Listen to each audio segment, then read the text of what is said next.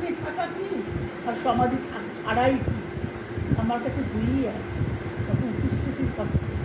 তাই যে তোমার মধ্যে যা হচ্ছে সে বিষয়ে লক্ষ্য রাখো, কী হচ্ছে সেটা বিশ্লেষণ করো, বিচার করো, পর্যবেক্ষণ করো, তাহলে বুঝবে তোমার কোনখানে অন্ধকার আছে, কোনখানে আলো ফেলা দরকার, কোনখানটা সমর্পিত হতে হবে।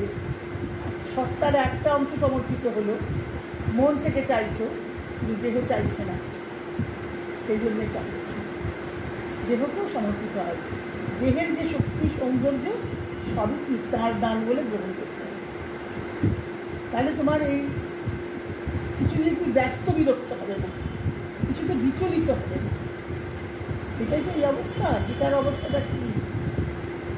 সমত্ব, সুখে দুঃখে সমীকৃত লাভ লাভ বিজয় আগে, লাভ ক্ষতি সুখ দুঃখ তোমার শারীরিক বাড়ছে বাড়ুক, মার কাছে এটা নিজেকে সমর্পণ করে দাও। আমার এইটা হচ্ছে উন্মিলন, আত্মোন্মিলনটা কি? আমার মধ্যে এই ভাবটা আসছে, মা এটাকে তুমি দেখো। এইভাবে নিজেকে সারেন্ডারের পথ করে দিচ্ছে তোমাকে। বুঝেছো তো? সক্রিয় সমর্পণের পথ হচ্ছে এটা, নিষ্ক্রিয় সমর্পণ নয়। ভগবান যা করবেন তাই হবে, তিনি সব করে দিচ্ছেন আমার জন্যে। শ্রমগুলো বলছেন এটা মোটেই সমর্পণের পথ নয়। নিজেকে খুলে ধরা, আত্ম উন্মিলন। আমার মধ্যে এইগুলো হচ্ছে, আমার মধ্যে দেহের কামনা যাচ্ছে, আমার মধ্যে বাসনা আসছে, মা তুমি এগুলোকে ঠিক করে দাও। তুমি দেখো, ঠিক করে দাও আমি বলবো না, ঠিক করা কি না ঠিক করা তার কথা, ঠিক বেঠিকও আমি জানি না আমার মধ্যে কী হচ্ছে। তিনি যেটা ভালো বুঝবেন সেটা, এটা সমর্পণ। সমর্পণের দিকে যেতে হবে বলেই এত কাজ করছো, এত কিছু করেছো। কিন্তু মুকুন্দ গোস্বামী কাজ করছে ভাবলে কিন্তু হবে না। ভগবানের বিনীত সেবক। মা বলছেন আমি ভগবান, যখন দেখা হয়েছে, আমি নিজেকে তোমার দাসী বলে মনে করি, তোমার সেবক বলে মনে করি। সেই ভাবটা তো আমি তো করি। তাহলে দেখবে সব সরল হয়ে গেল, আনন্দময় হয়ে গেল। এই যে আমাদের সোমলতা, সোমযাগ, সোমযাগ যে বেদের আছে, তা আমাদের এই যে যজ্ঞ যেটা যজ্ঞে সোমযাগে সোমলতার রস নিষ্কাশন করে 5 দিন ধরে সোমলতার রসটা দিতে হবে। এটা বৈদিক যাগ, এটা বাইরের বহিরঙ্গ। অনির্বাণজি বলছেন যে এটার অর্থটা কী, যে সোমলতা, সোম মানে আনন্দ, আনন্দের ধারা আমার মধ্যেই আছে, আনন্দের ধারা আমার মধ্যে আছে, কিন্তু সেটা নিম্নগামী, তাকে আমার তুলতে হবে।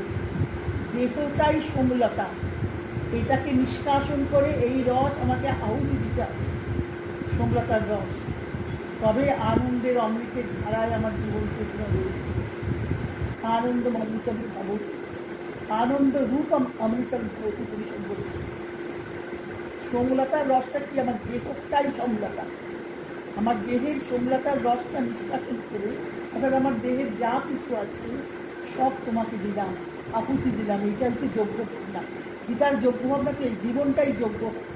বিষ্ণু জেনেছিলেন না, তার কাছে ঘোরাঙ্গিরসের কাছে ছান্দক উপনিষদে আছে যে ঘোরাঙ্গিরসের কাছে দেবকীনন্দন কৃষ্ণ শিক্ষা করেছিলেন। তিনি জীবনটাই যজ্ঞ জেনেছিলেন। এই যজ্ঞে আমাকে আহুতি দিতে হবে, প্রকৃতিকে আহুতি দিতে হবে, অন্তর্জাল সব সময় সেইটা ধারণা করতে হবে। ধারণার পর তো প্রত্যাহার, ধ্যান, ধারণা সমান। ধারণাটাকে দরকার, ধৃতি। শনৈ শনৈ, গীতা বলছেন শনৈ শনৈ উপরমে বুদ্ধা ধৃতি গৃহীতয়া। বুদ্ধির দ্বারা ধৃতিকে ধারণা করবে, আর শনৈ শনৈ ধীরে ধীরে করবে, একবারে হট করে তো হবে না। উপরমে, এর থেকে সরে আসবে। দেহের কামনা বাড়তে বা দেখো, দর্শন করো, নিজের দ্রষ্টা হও, সাক্ষী হও তোমাকে যদি কী চাইছে, দেখবে এই চাওয়া তখন বন্ধ হয়ে যাবে। তুমি যখন সেটার মধ্যে ডুবে যাবে, তুমি দ্রষ্টা যদি আলাদা না হও, বিবিক্ত না হও, তাহলে তুমি ওর থেকে বেরোতে পারবে না। কোনো খাবার লোভ হচ্ছে, কোনো শারীরিক কামনা বাড়ছে, কোনো দৃশ্য দেখার জন্যে তোমার আকাঙ্ক্ষা বাড়ছে, সেই আকাঙ্ক্ষা যে আসক্তিগুলো যে বাড়ছে, অ্যাটাচমেন্ট, তাকে মায়ের কাছে আমরা প্রার্থনা জানাই কি, transform all attachment into deep and stainless purity.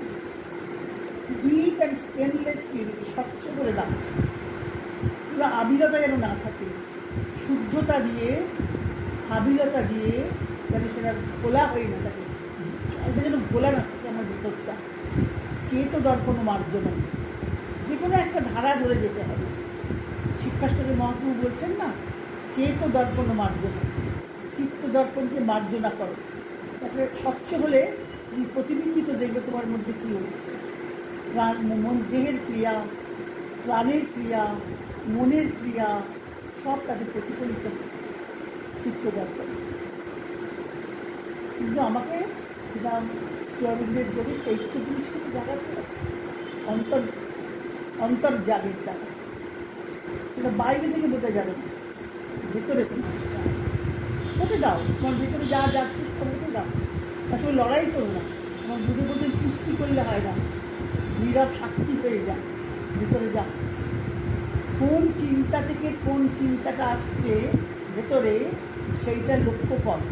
এভাবে ধ্যান শেখাতে, একটা চিন্তা থেকে একটা চিন্তায় মন লাফিয়ে লাফিয়ে যাচ্ছে, মন 3 সেকেন্ডের বেশি একটা বিষয়ে থাকতে পারে না, সাইকোলজিতে বলে।